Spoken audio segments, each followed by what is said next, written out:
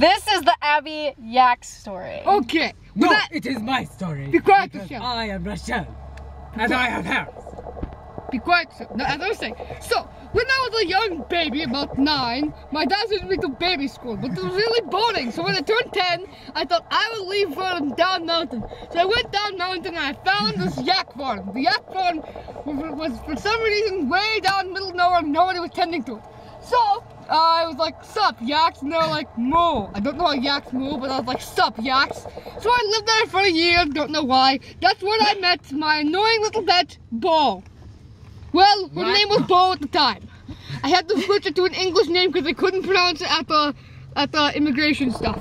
Like, you know, they had how, like, when African people transferred to America, they had switched the names to, like, Washington and Johnson and stuff. Well, they couldn't pronounce Bo. I don't know how, so they changed to Shiver. Anyways, back to my story. You boob. Okay, anyways, stop, Rachel. I kept going down the mountain and I met this guy named Joe. Joe was like, stop, Bo, because somehow he knew Bo. So I was like, don't talk to my yak that way. Yes, she was a yak at the time. I don't know how she's a mammoth now. But at the time, she was a wee little yak. So then Bo said, you were really tall, Abby. So I gut punched him about 17 times. It was really funny because he started tap dancing after I did it. Don't know why, but I left him there. So I kept going down the mountain and I found a yak band. The yak band. They were just like Beatles, and but they had Michael Jackson 5 haircuts, like big afros and stuff.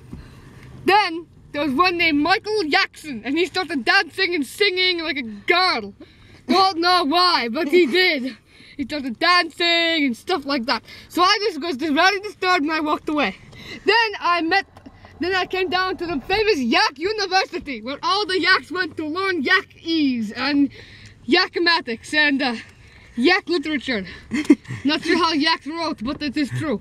It's very true story by Abbey. Anyways, I kept going, la la la, walked down the mountain, and then I trip and start falling, but I land on some weird misplaced snow sled and drove down the mountain, and somehow I drove down the mountain through the Himalayas, and I ended up going straight to America, where they found my yak, named her a mammoth, and called her Shiver, even though she was really a yak named Bo. I don't know how she grew a trunk. I guess they glued that onto her face or something and gave her big ears. And they took her horn on her head and put them on her nose. But anyway. Was she an oversized rat? Oh, She was an oversized rat. That was bad. Now, anyways, so then I went to Monster High at the end. Goodbye.